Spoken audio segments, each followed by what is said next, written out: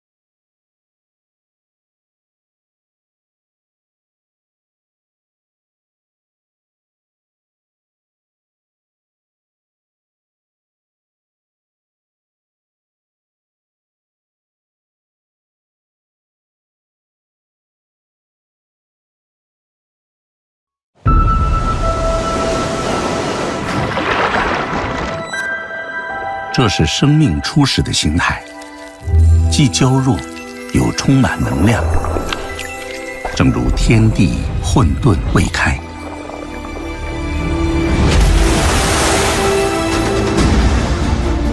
大江大海，平野山川，人们运用转化的智慧，变通的灵感，把晶莹饱满的卵和蛋变成餐桌上的奇迹与日常。这一枚枚颗粒，浓缩鸿蒙苍穹的传奇。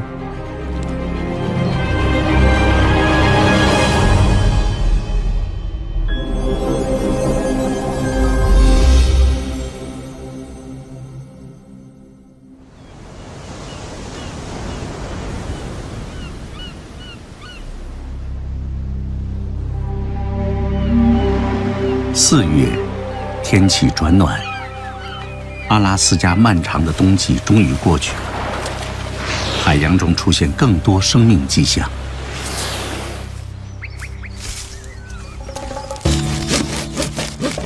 基克阿迪氏族的人们锯下铁杉树枝，去执行部族的春季任务。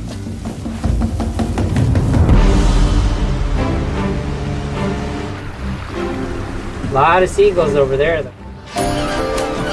这是一个信号，西特卡1年1度的海底盛会即将到来。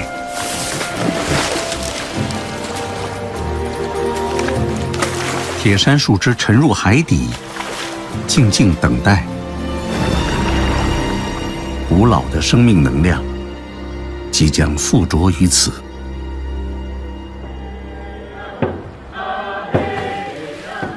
基克阿迪人相信，自己的祖先追随一种海洋生物辗转而来。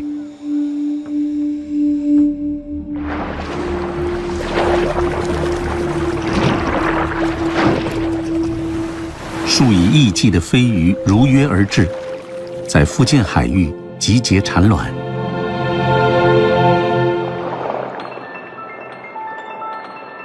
大约10亿年前，海洋中出现卵生形态，一条飞鱼可产下4万枚卵。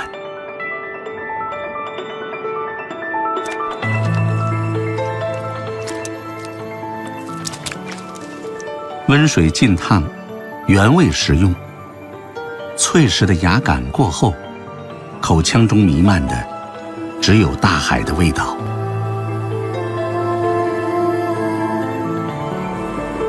几颗飞鱼子代表春天和生命的来临，也是凝聚族人的味觉标志。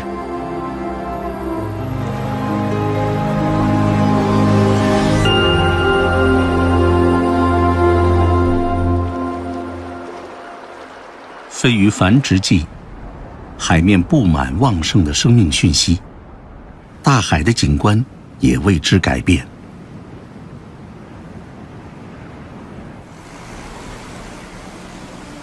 同处北极圈边缘，瑞典人对鱼子的爱，更多来自风味的召唤。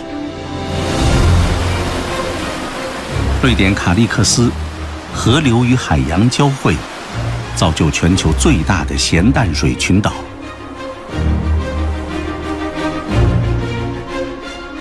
深秋，一种体型修长的海鱼，打破平日的沉静。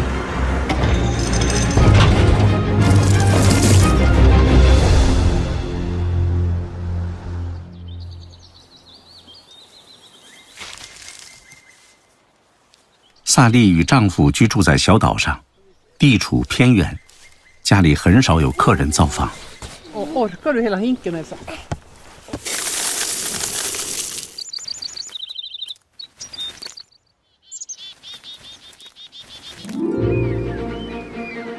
夫妻俩退休后，一日三餐是头等大事。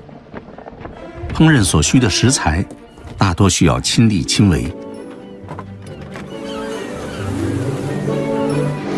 9月，一种美味出现，让他们有机会丰富单调的菜单。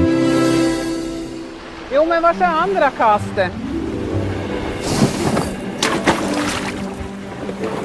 繁殖季节，卡利克斯充沛的咸淡水吸引大量待产的欧白龟。Titta vad fisk! Kolla! Ja! Titta! Här! Titta!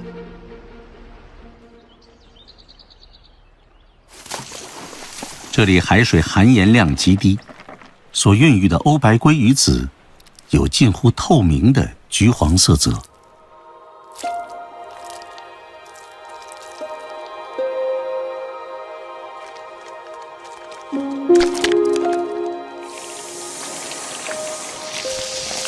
娇嫩的鱼卵，蓄积的营养和风味，远远超出鱼肉。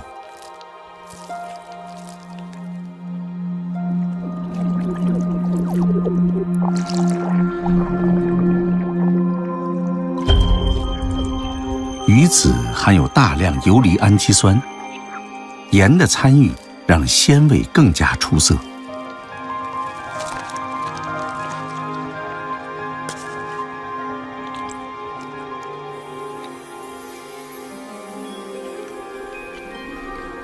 Underbar. Underbar. Härligt.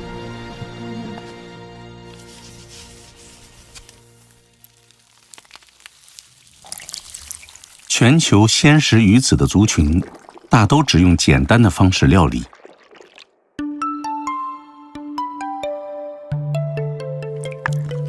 薄盐腌制，鱼子愈加丰满通透，呈现浓郁甘鲜的滋味。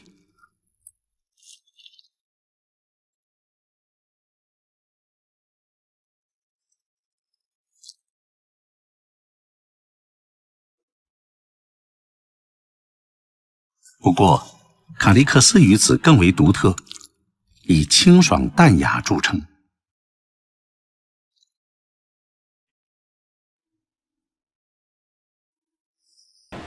冬季来临前，整个瑞典都在期待这一抹橘黄亮色。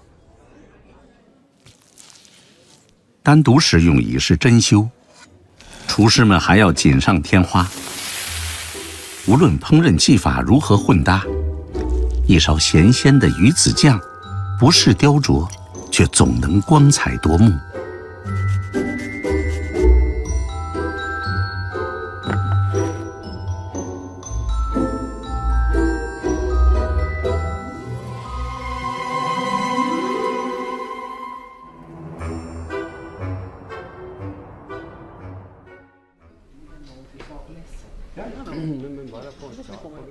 在当地，品尝鲜鱼子，全年只有1个多月。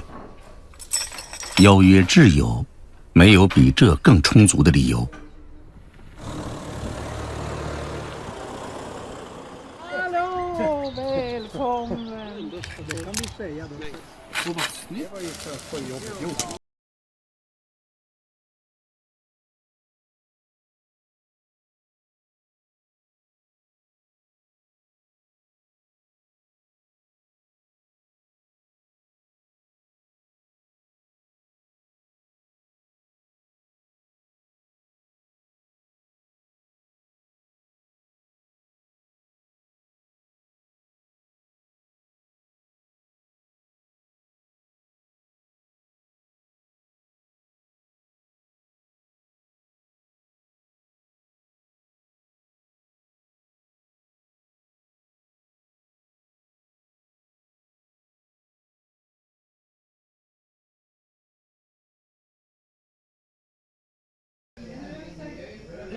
没有宴饮的人生，如同没有旅店的漫漫长路。友情在畅饮中沉淀，鱼子的鲜美喷薄欲出。在卡利克斯人的评价体系里，这抹暖色至高无上。Visst kan vi enas om att Kalix löjrom, det är det bästa för oss? Abborren som jag fångat i mjärden finns på glöden. 翻阅人类饮食地图，并非谁都能领略鱼子之美。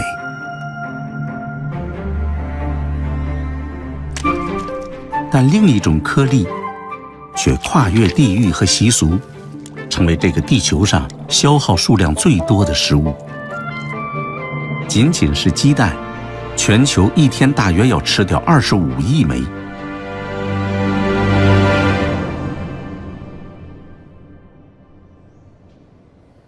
福建顺昌地处武夷山区，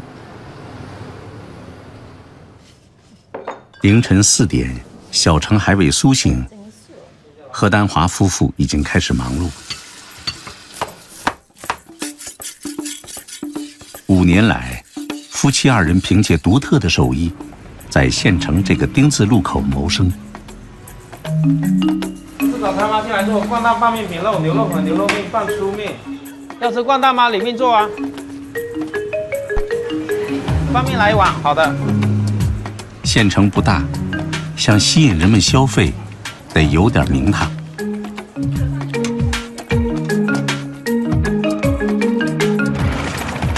何丹华没有制胜秘诀，首先要确保食材新鲜。麻鸭蛋在第一时间送达，随后的环节，起点可以追溯到故乡。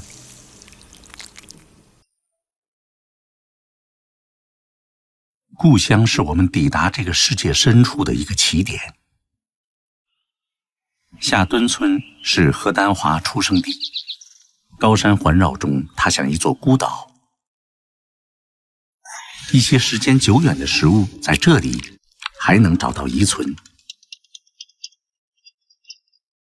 附近村落的人善用鸭蛋，打散后灌入洗净的猪小肠。蛋肠嫩滑爽口，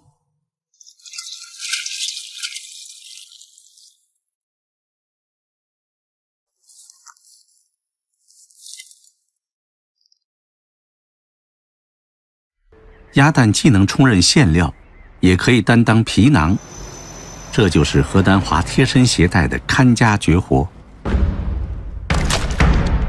猪肉4成肥6成瘦，剁碎做馅儿，肥嫩润泽而不腻。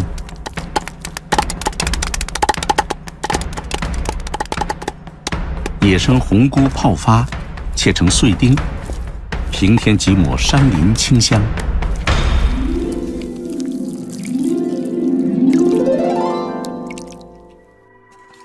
剁馅儿大开大合，考验力道。紧随其后，何丹华要使出绵里藏针的绣花功。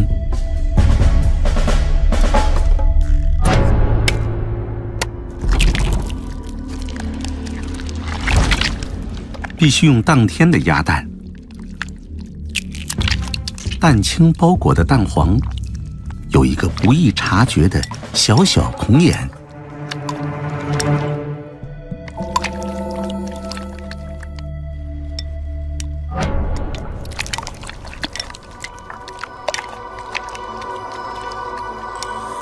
导入肉馅的过程叫做灌蛋。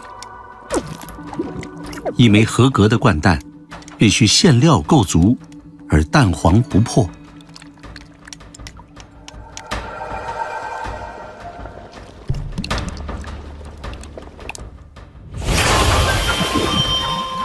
开文火，悉心调教，蛋白质液体拉扯凝聚，形成柔嫩质地。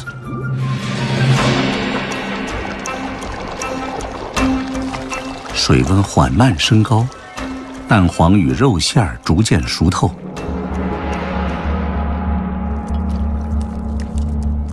蛋，最具营养的食物之一。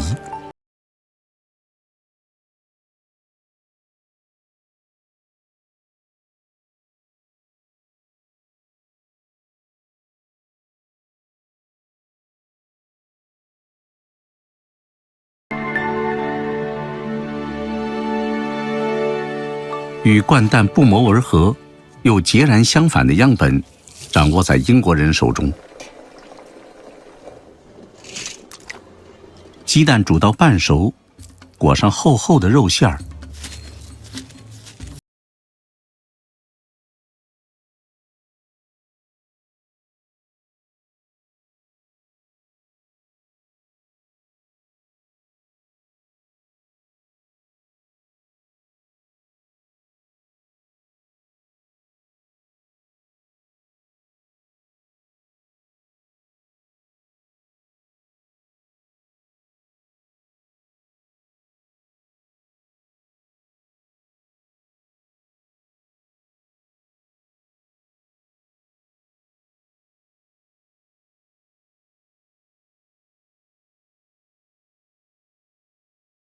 多故事，他们甚至很少离开顺昌。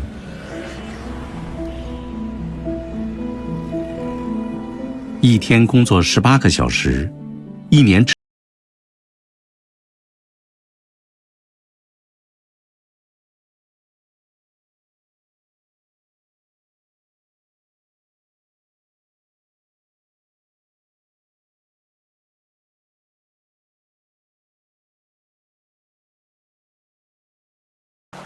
大约1万年前，人类开始学习驯养禽类。相比肉食，更多的动机也许是为了获取蛋品。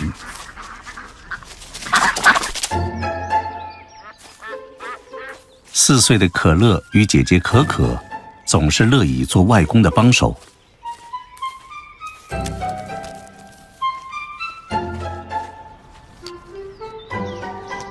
有的鸭子饭白的，有的鸭子饭双黄，里面2个黄是双黄蛋。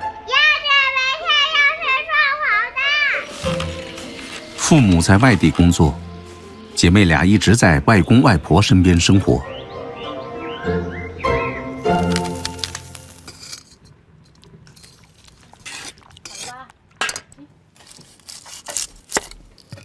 外婆掌管伙食，1日3餐要变出花样。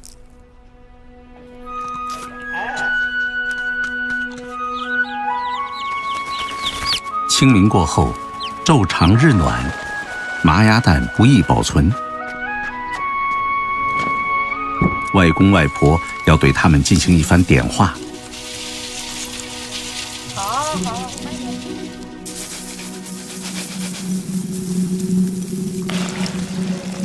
腌制看上去是为保存，但真正目标却是美味。相比鸡蛋，鸭蛋腥味较重，加热后更加明显。经过盐腌，腥气消除，这是千百年的民间智慧。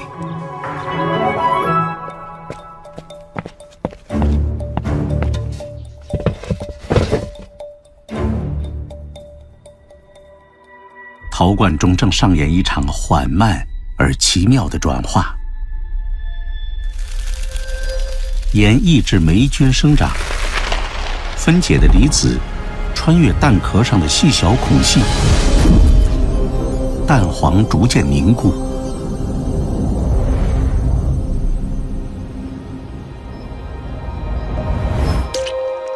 黄油晶莹欲滴，沙沙的颗粒，口感可人。有了咸蛋，厨师们就多了一个帮手。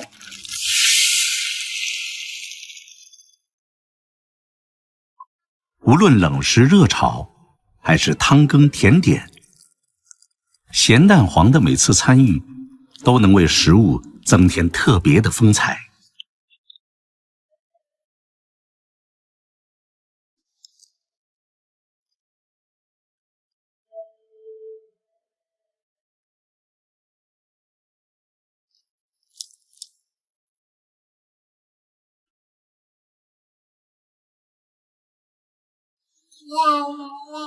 入夏，妈妈特意赶了回来。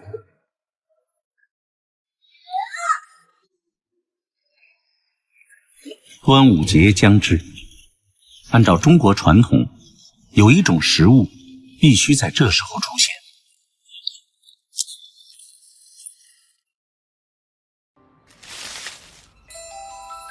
在高邮，蛋黄粽几乎陪伴过每个孩子的童年。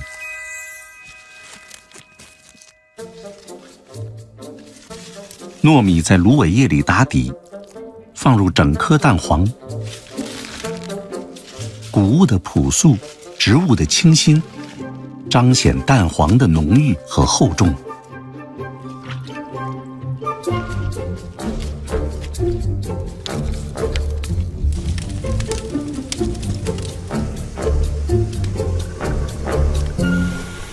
粽子入锅，焖煮4小时。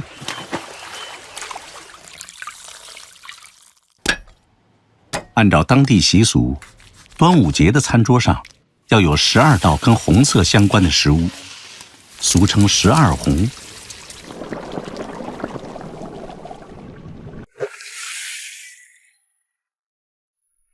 这么好了没？好了，可以吃了，可以吃了。蛋黄咸香适口，糯米莹润黏连。这是植物和动物的种子，金风玉露般的相逢。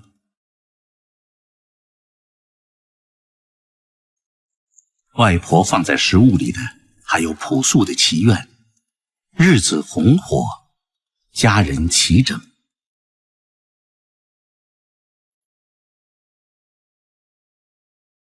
同样的食材到达远方，往往牵出奇妙的念头，让食物以全新的面目出现。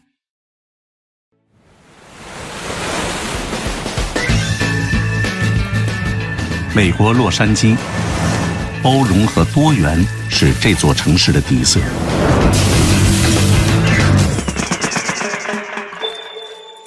来自东方的食物，崇尚地道，但不排斥变通。它们看上去十分正统，却总有哪里似是而非。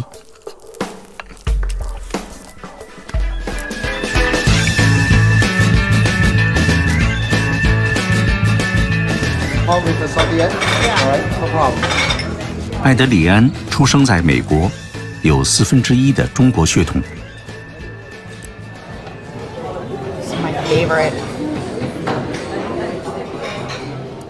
中餐厅是解馋的去处，也是触发灵感的地方。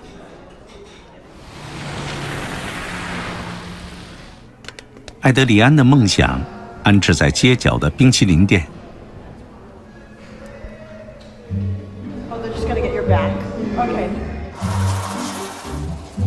冰淇淋深受美国人欢迎，平均每人1年要吃掉20升，是夏日里的街头明星。4 tablespoons per pan. Okay. Yeah, and then so just half ice cream, salted duck egg grating, and then ice cream again, and then fold. 自幼熟悉的咸蛋黄，让艾德里安突发奇想。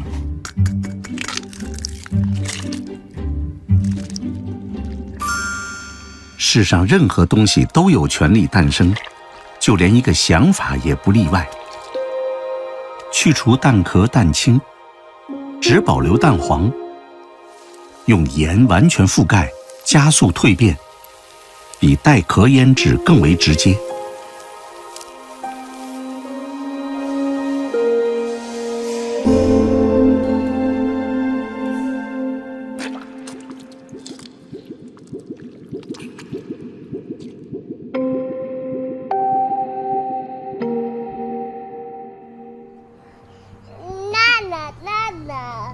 Sebastian, let me see you hit the ball. 艾德里安是3个孩子的母亲。东方的食物基因与西方的生活方式，在这个家庭里和谐共处。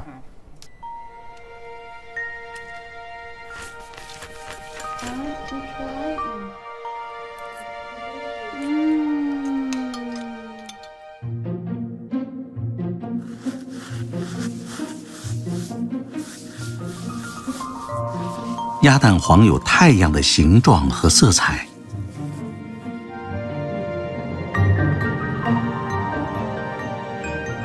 4、5天后，外层凝固，中间呈现溏心状态，为即将出品的冰淇淋带来浓郁的脂类香气。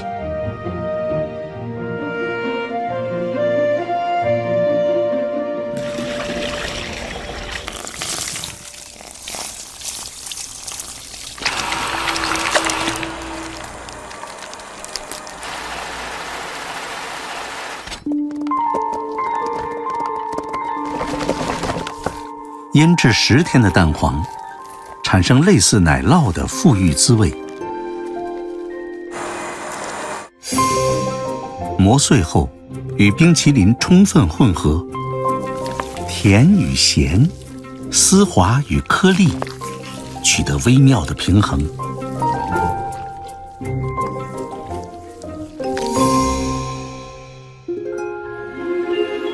有多少人钟情传统，就有多少人迷恋创新。越来越多的美国厨师发现，用硬蛋黄替代干酪，与各种食物搭配，能得到意外的惊喜。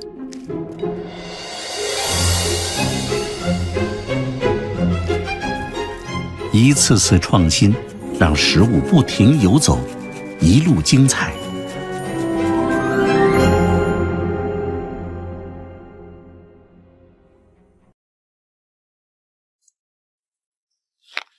经过反复试验，艾德里安找到自己的配方：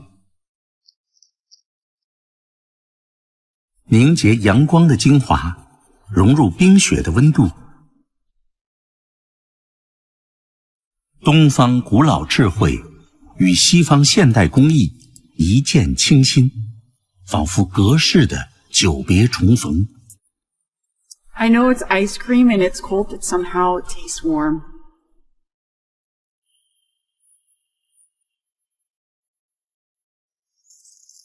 食物向来如此，有的推陈出新，有的越久越纯。盐和时间总是乐于充当风味的摆渡人。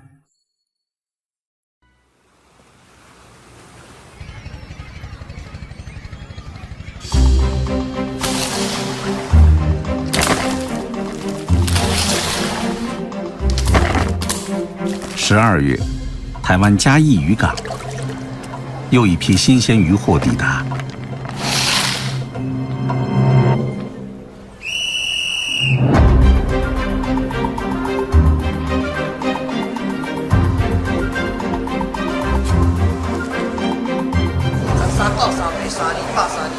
58岁的张经国照例前来打探消息，但普通的鱼勾不起他的兴趣。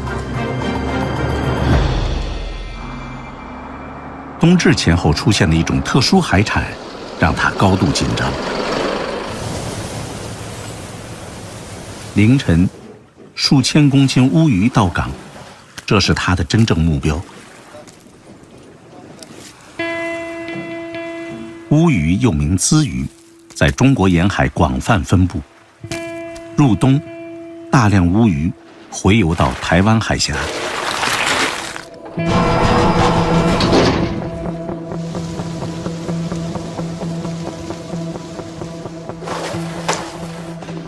40多年前，张经国白手起家，多年摸爬滚打，他掌握了一门手艺。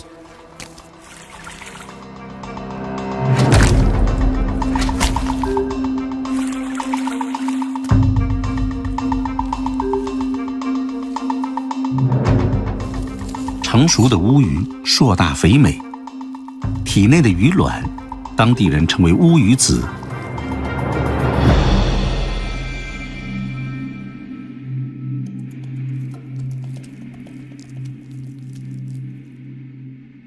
哇，漂亮！是我漂亮还是乌鱼子漂亮？都漂亮。女儿要用它来做一道开胃小食。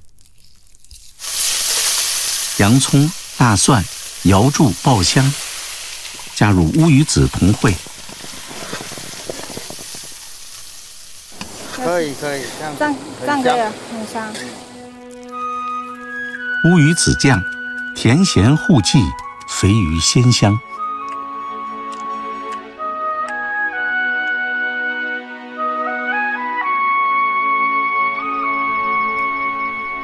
繁重的工作即将开始，此后1个月，家人很难再这样安静用餐。加油！明天真的很难。夜色渐浓，从今晚开始，张经国家的灯光要彻夜长明。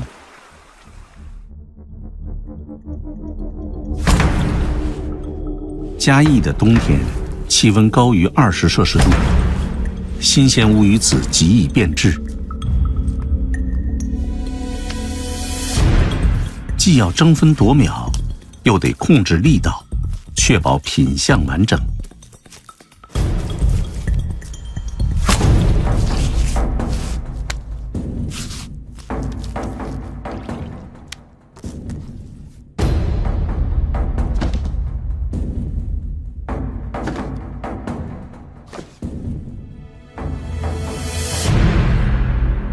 重盐渗透，重压脱水，静待风味转化。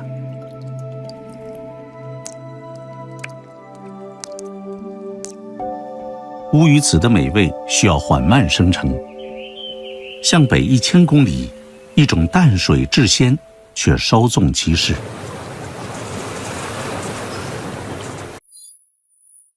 初夏，青虾爆卵，太湖的虾汛到了。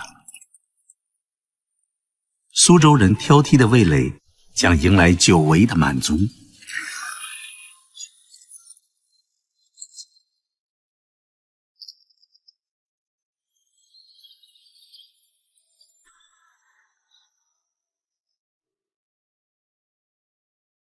张龙生是老苏州，经营了一家苏式面馆。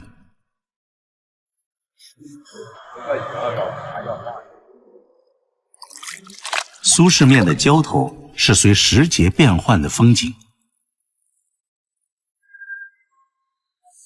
四季有别，只吃当季，这仰赖4时不同的丰富出产。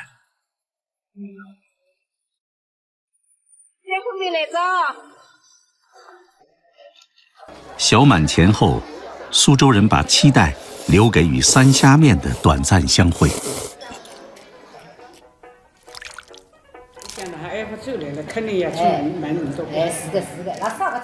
阿姨是熟练的手指舞蹈家，谈笑间，虾仁、虾脑、虾子逐一分离。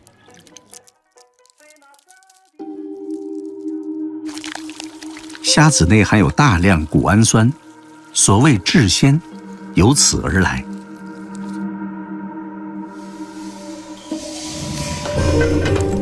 世间美物如昙花一现，老苏州绝不肯错失时机。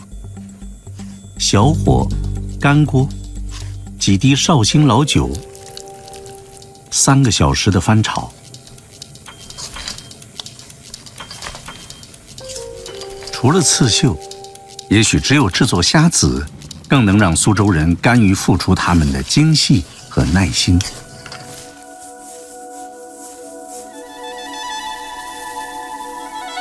虾子完全脱水，每一粒都是即将启动的鲜味引擎。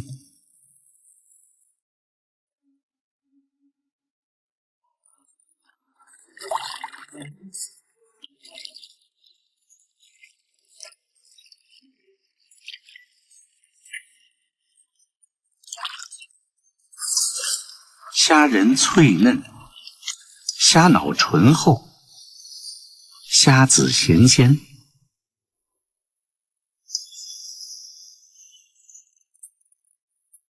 三虾面应时上桌，就连享用它，在张龙生看来都满是学问。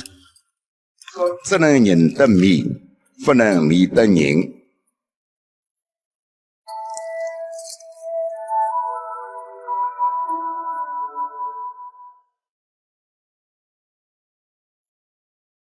要吃到张经国的乌鱼子，却丝毫不能心急。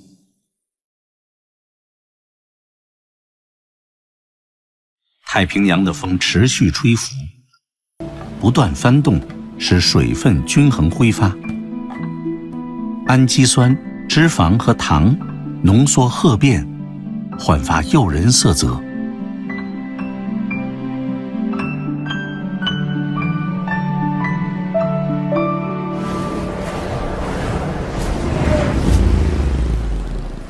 数百年来，乌鱼子在东亚乃至欧洲始终热度不减。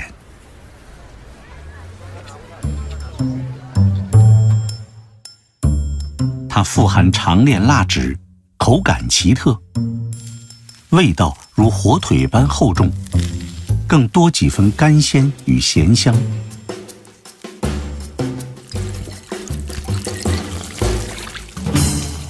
先用高粱酒浸泡，脱膜去腥，高温炙烤。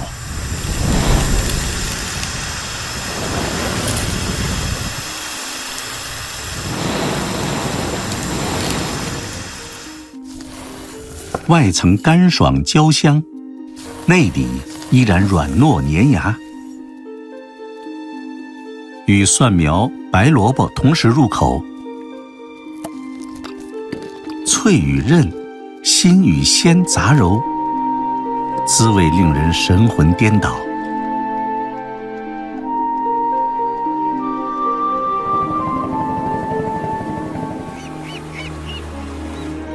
最后一批乌鱼子即将晾晒完毕，一家人可以安心等待新年。40余年匆匆而过，味道塑造的除了传统，还有人们的生活。台湾的乌鱼子上赞。在我们星球多样的环境中，不同地域有不同的蛋白质来源。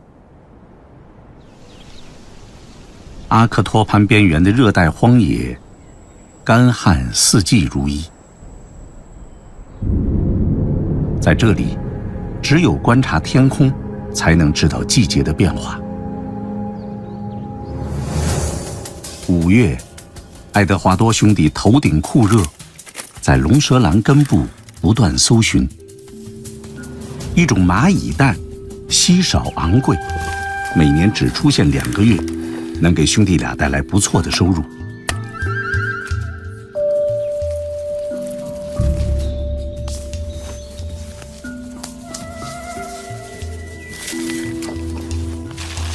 刚挖出的蚂蚁蛋吹弹可破，收集时必须小心翼翼。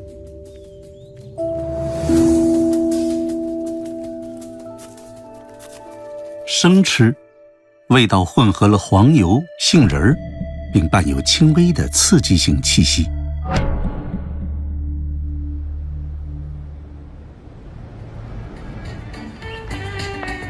如今，全世界有超过20亿人食用昆虫。墨西哥烹饪昆虫的历史超过1000年，可食用的昆虫多达500余种。这里的人对昆虫美食的爱浓烈炽热。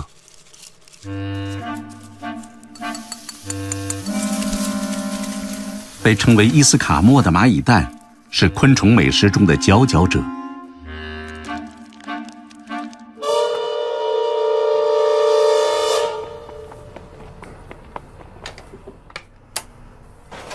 春天，昆虫餐厅的厨师都在期待。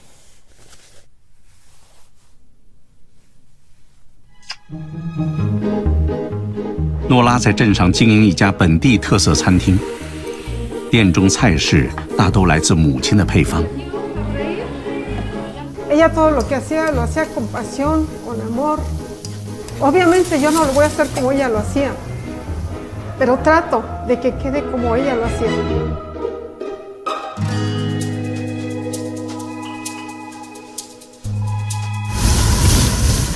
在诺拉的餐厅，伊斯卡莫的季节一到，其他菜品只能甘做配角。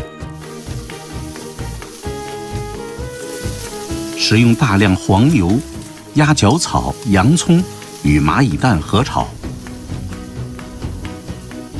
伊斯卡莫有微微发酵的酸味儿和淡淡奶香。用玉米饼包裹，口感弹软厚实，满口都是春天该有的鲜嫩和惊喜。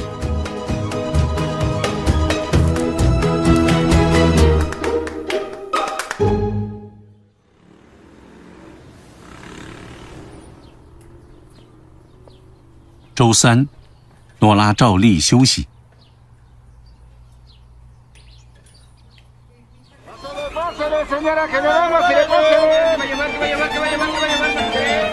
因为伊斯卡莫的出现，下午的家族聚会将格外隆重。过去母亲总会制作的菜肴，诺拉坚持让它出现在每个春天。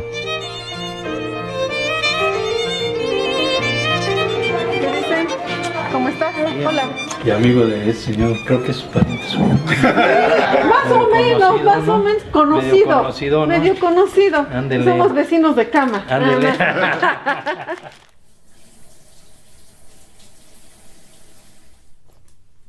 鲜甜爽脆的普埃布拉大青椒，备烤后摘籽去皮，塞入炒熟的伊斯卡莫。从母亲那里，他继承了烹饪的天赋和热情。Bailo, canto, me enojo. El hacer de comer es todo.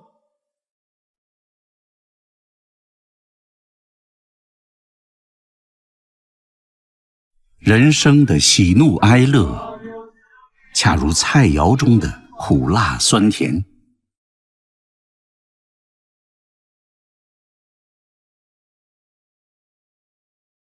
当岁月流逝，唯有空中飘荡的气味还恋恋不散，让往事历历在目。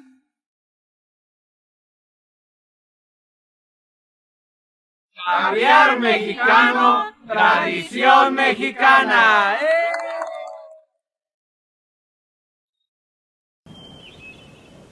瑞典卡利克斯，大雪来临前，萨利夫妇去森林采集。福建顺昌，何丹华忙里偷闲，回老家看望亲人。美国洛杉矶，艾德里安花更多时间陪伴孩子，她努力做一名好母亲。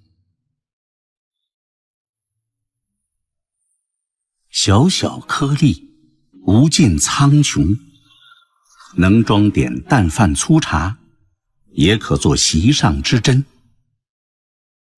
用滋养和创造的力量，在寻常之中见出奇迹和不凡。